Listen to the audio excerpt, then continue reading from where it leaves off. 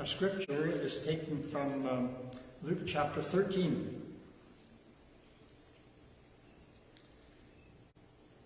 And that very hour, some Pharisees came and said to him, "Get away from here, for Herod wants to kill you." Jesus said to them, "Go and tell that fox for me. Listen, I am casting out demons and performing cures today and tomorrow. And on the third day, I finish my work. Yet today, tomorrow, and the next day, I must be on my way, because it is impossible for a prophet to be killed outside of Jerusalem. Jerusalem, Jerusalem, the city that kills the prophets and stones those who are sent to it. How often I have desired to gather your children together as a hen gathers her brood under her wings. And you were not willing. See, your house is left to you. And I tell you, you will not see me until the time comes when you say, 'Blessed is the one who comes in the name of the Lord.'" Pastor Will?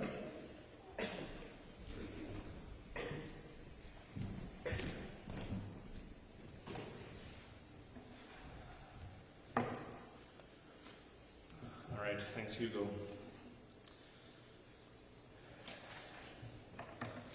So as I mentioned in the prayer, we are in a season of Lent. We have a beautiful Lent display that changes from week to week. The cross is here. We are journeying towards Easter. We didn't have our Pancake Shrove Tuesday dinner, which we've enjoyed so much over the years, but now we are journeying through Lent without that. There is a sausage sale happening. You can talk to Aaron about that. I wanted to give a bit of an update about our COVID situation. I mentioned it last week. I also want to say thank you for your patience and understanding. In my conversations with other pastors, there's a lot of anxiety about changing rules. Will there be resistance from one side? Will there be smugness and arrogance from the other side? Will there be tension in the foyer? And I haven't seen that here, and I'm grateful for that.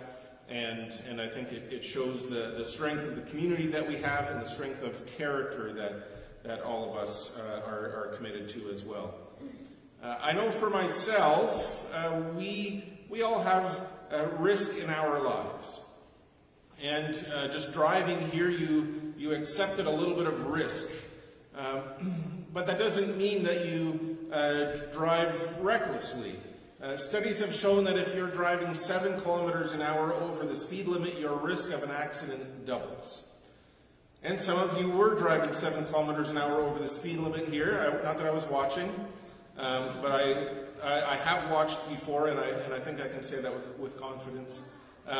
We accept some level of risk, but we taper back because we've sort of drawn a line somewhere.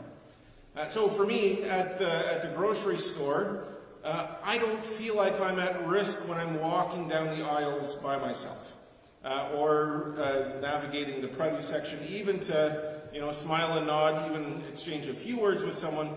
There isn't really a lot of risk there, as I understand it from my research and the voices I trust.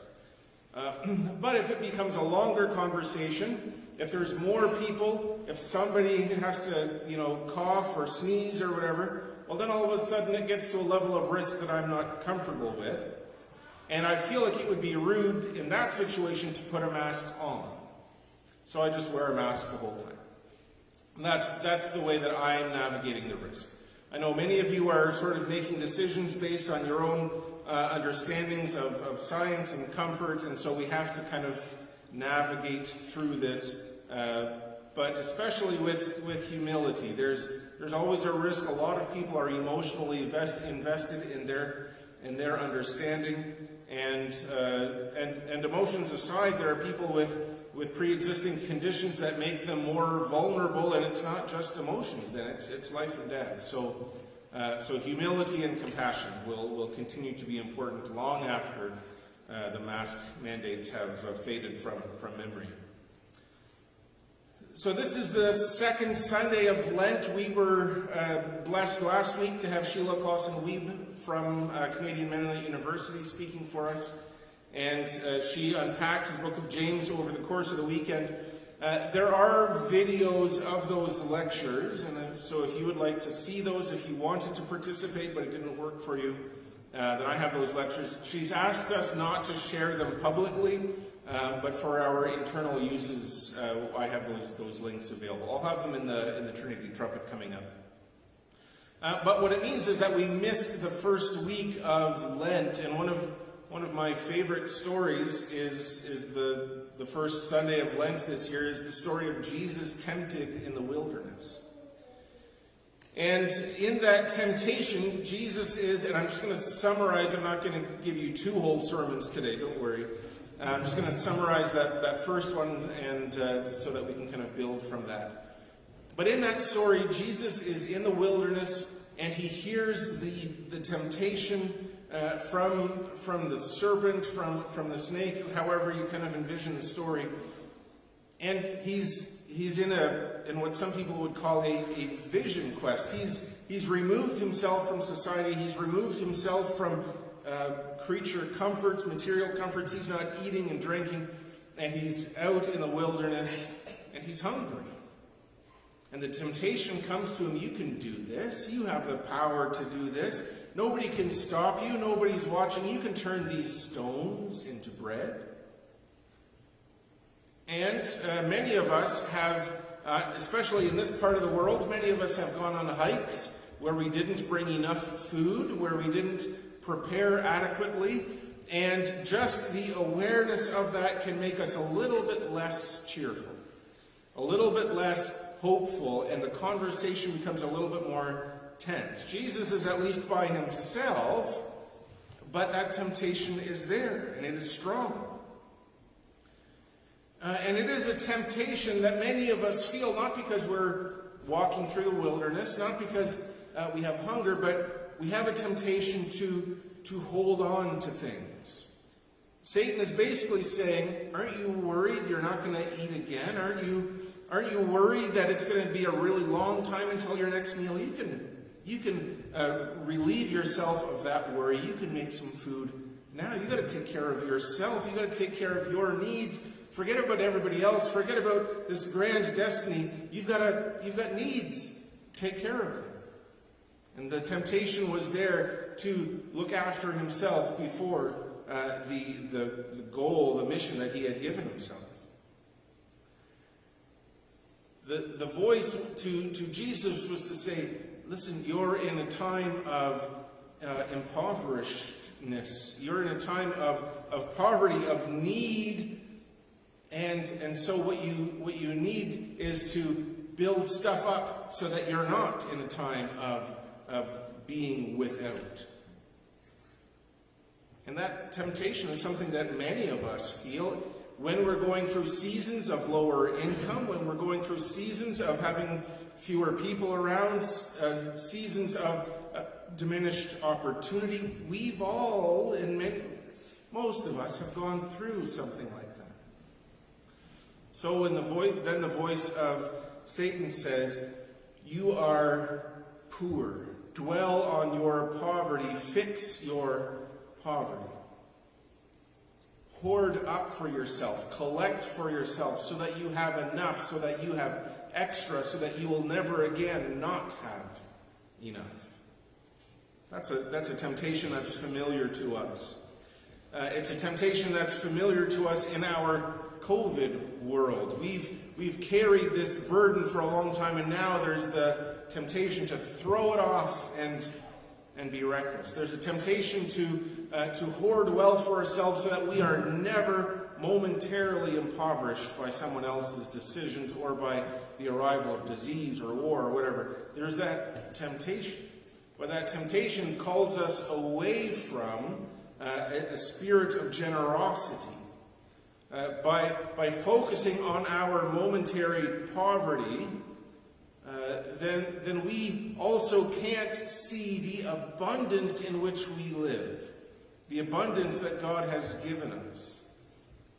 And so Jesus needed to turn his mind away from his own momentary poverty so that he could see and participate in and share in the abundance that God has given to all of us, and to him especially. So the story for this particular Sunday in Lent is this interesting story of Jesus encountering some Pharisees who are warning him. And this isn't just a standalone story. Our Bibles are divided into little sections. We can read little bits at a time, but they don't ever stand alone. And so here we have this story of Jesus, but it comes after a long list of other teachings. So if we go back a little bit earlier in Luke chapter 13, Jesus is calling his audience, some of them common people, some of them religious leaders. He's calling on them to repent, to change their hearts and lives, to take the way that they were living and live the other way instead. He has a sermon on, he has a teaching here on what it means to be part of the kingdom. There are a couple of parables here of a mustard seed, of a vine being planted. All of these things build up to this point. But what happens before this? Well, in the Gospel of Luke, Jesus has just found out about John the Baptist. And there's already sort of this weight that we don't know what Jesus feels, but certainly the disciples were feeling it. The people around him were feeling it. It's one thing to go around and teach people. It's one thing to go around and heal people and to perform miracles. All of those things are wonderful, but when your words put you in conflict with the leadership, then it changes. And so Jesus is preaching, and the people say, okay, John the Baptist just got killed, and he was kind of saying some of the same things.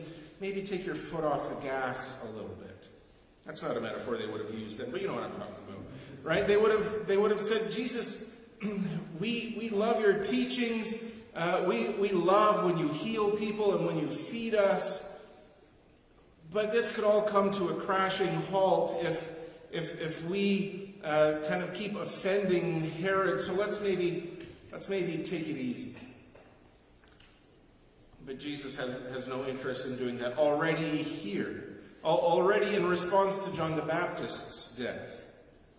And not only that, but Jesus sort of continues to do the offensive things. So, when we go back a little bit here, there's a story where Jesus heals on the Sabbath. So starting in verse 10, Jesus is teaching, and there was a woman who had been paralyzed and oppressed by demons for, it says, 18 years. And Jesus sees her, Jesus talks to her, and says, "Woman, you are set free from your sickness." And he put his hands on her. This is verse 13. He placed his hands on her, and she straightened up at once and praised God. So, that healing by itself is fantastic. It shows Jesus' power, but he did it on the Sabbath. Healing of any kind in that context was against the rules on the Sabbath. And so here's this woman who's been paralyzed, who's been an outcast from society, and now she's restored. She's freed from this bondage. And everyone is happy except the religious leaders, because they have rules. And some of us have been in a position where we have to enforce rules or establish rules. And we recognize, okay, yeah, maybe at some level these are just words, but in some ways we are keeping order, we're keeping everybody safe, and if people break this rule, how do we know they're not going to break the next rule? And so Jesus is breaking an important rule for them and doing it very publicly. And in doing that, Jesus puts himself outside of the proper, established, legal and religious system. Jesus also talks here about the narrow gate, the narrow door. And he's talking about kingdom living as being one of choosing the narrow gate. And he says this to a crowd. He says this within a large group of people. And he says, I want you guys to think about this. You need to choose the narrow gate. There's an accusation there. You have to live differently from everybody else. And so the religious leaders are saying, hey, hold on a second. Do you want them to live differently than us?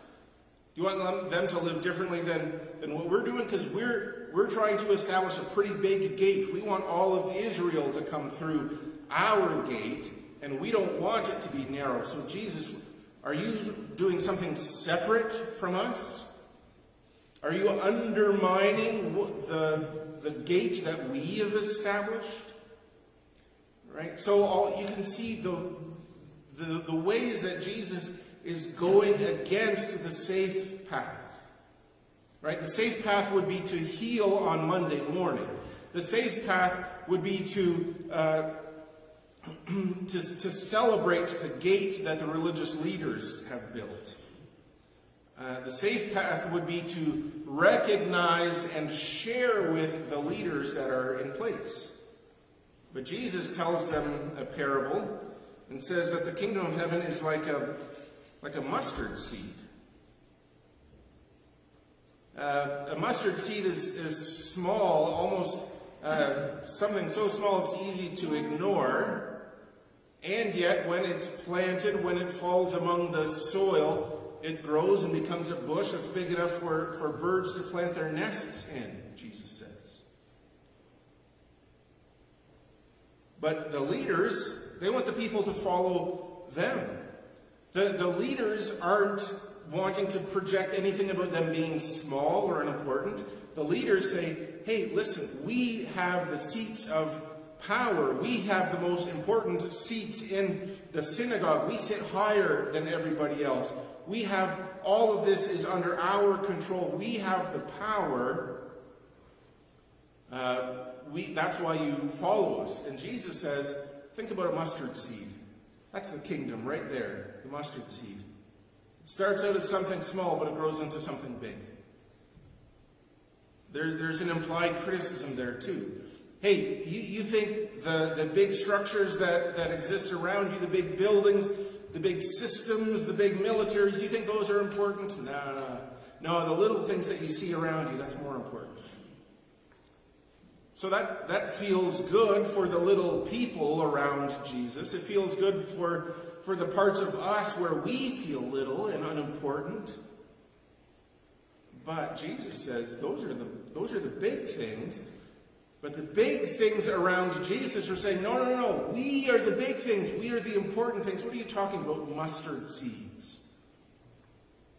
So Jesus isn't playing it safe. He's just found out that John the Baptist has died. He's just found out about the instability within which his ministry is happening. And the disciples are seeing this. There's a warning all around that Jesus, you better play it safe. And then when we get to this story in verse 31, it says some Pharisees approached Jesus. So what business do these Pharisees have warning Jesus about Herod Antipas? And we could get into the Herod line. I've done that recently, so I won't get into that at depth. But the Pharisees are saying, Jesus, you better get out of here because the Herod wants you dead. So go hide out for a little while. Now, there are plenty of stories where Jesus has a conflict with Pharisees. And so this compassion, this concern for Jesus' well-being seems a little bit out of place. So there could be a couple of things going on here. It could be that the Pharisees are saying, well, you don't trust us, you don't respect us, you've made that clear, but Herod, he wants you to be quiet, so you should probably be quiet. So there could be that, saying, trying to give Herod the authority that they themselves want.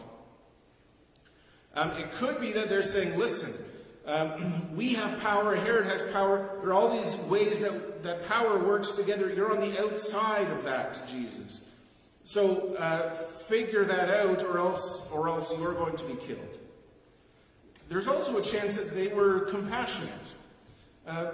We know Nicodemus. Nicodemus is the man Jesus is talking to when he says the famous words in John 3:16 about being born again. Nicodemus was a Pharisee. There were Pharisees from time to time that Jesus talked to and who respected him. So there's a chance that that's behind this too. And maybe the Pharisees as leaders, they say if Jesus gets killed, everything's going to get crazy. The people are going to revolt, so we'd like to keep things peaceful.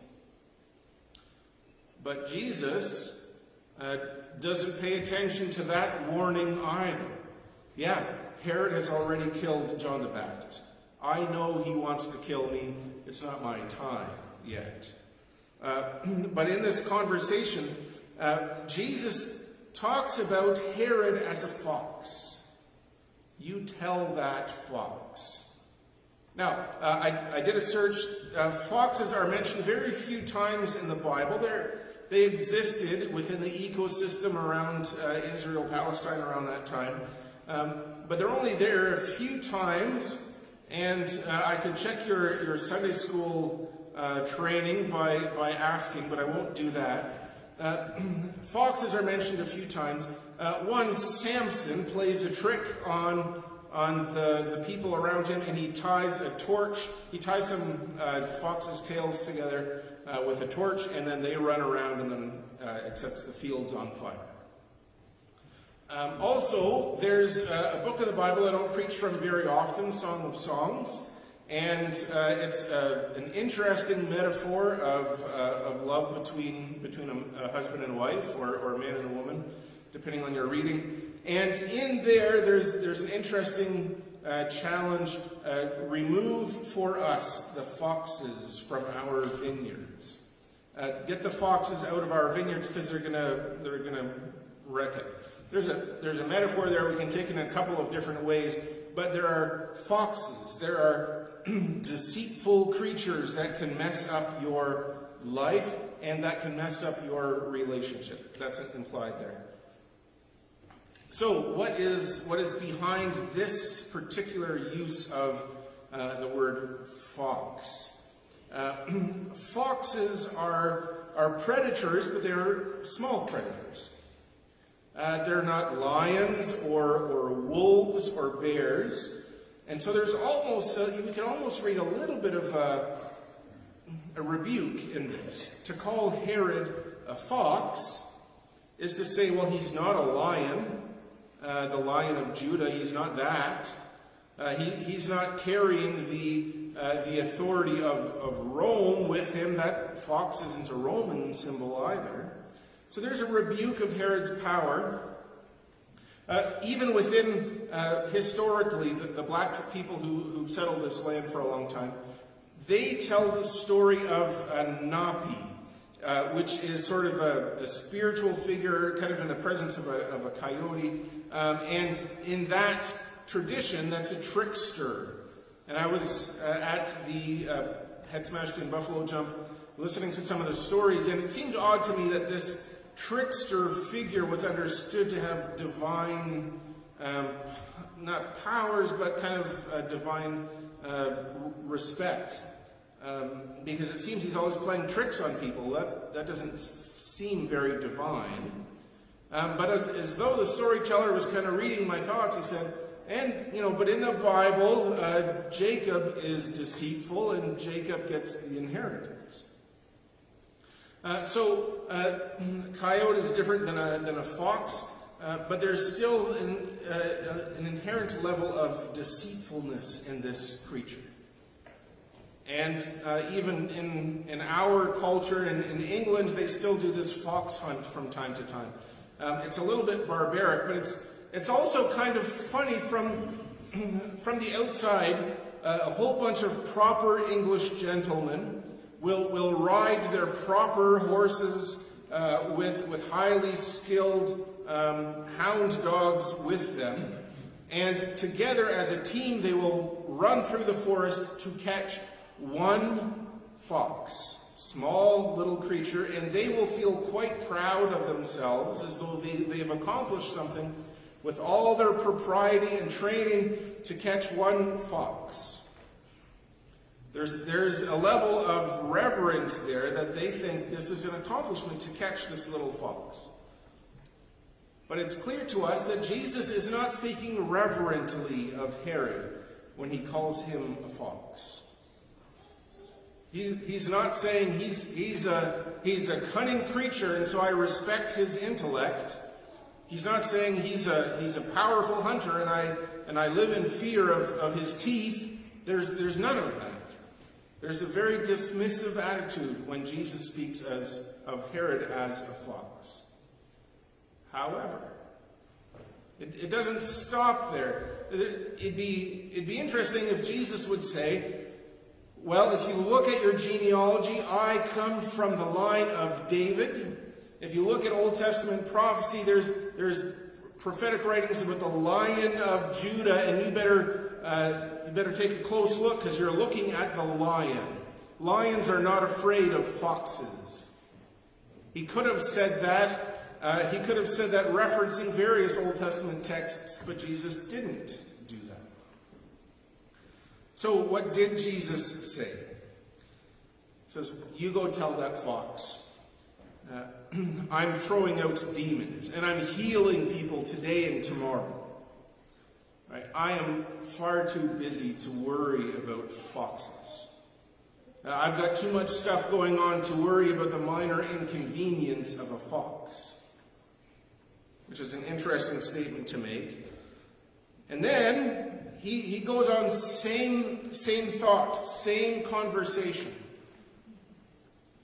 He's talking about Jerusalem. He says, listen, I've got work to do today and tomorrow, and it'll be completed on the third day. His audience didn't know at that time. We read something else into that. Okay, the third day. Something's coming on the third day. We're looking for what comes on the third day. And Jesus says, yeah, listen, I've got some stuff to do. But also, prophets can't be killed outside of Jerusalem. He's not in Jerusalem yet. And then he says, Jerusalem. Jerusalem, Jerusalem, the city that kills the prophets and stones those who are sent to you. How I have wanted to gather you. So Jesus is talking about Herod as a fox, which is at least a recognition that Herod works as a predator, has the power to kill. And then he's talking about Jerusalem as a city that kills prophets. He says, they're trying to kill me. They can't do it here. They'll have to take me to Jerusalem anyway. So, Herod is trying to kill me. Herod is a fox. Jerusalem, if I'm going to be killed, it's going to be in Jerusalem. But he's not angry at Herod. He's not angry at Jerusalem. He sees Jerusalem as his child, or almost her child. He's using the feminine image of himself here. That Jesus says he wants to take Jerusalem, the people of Jerusalem, the establishment of Jerusalem, the institutions of Jerusalem, and gather them like a hen gathers her chicks. This is a compassionate image. He's got stuff to do. He's not concerned about these inconveniences. He's not worried about these threats. He's got things to do. But the choice of image for himself is interesting, not just because this is a feminine image of himself and of God that resonates with something we see in the book of Ruth, but he's called himself a hen in the same breath that he called Herod a fox.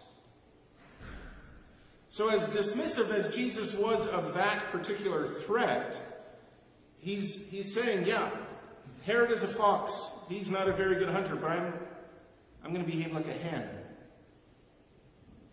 I'm going to behave like a hen in the face of this fox. I'm going to behave like a hen in the face of this persecuting city. That's the way that he chooses to be.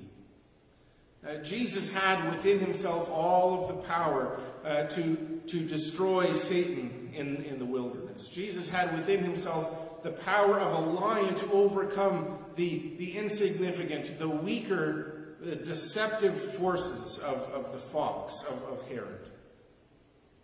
Jesus had all of those entitlements, but he didn't behave like a lion there. He behaved like a hen. This isn't just a symbol of weakness. There are challenges in the Bible for us to embrace our weaknesses in certain situations. But Jesus isn't telling us, hey, put yourself in harm's way, expose yourself to the risks of the foxes in the world. He's saying, embrace your people. If you want to live like me, you're going to take the weak among you and hold them and protect them. Put yourself at risk because of your love for the chicks, just like the llama or llama was saying in the children's story.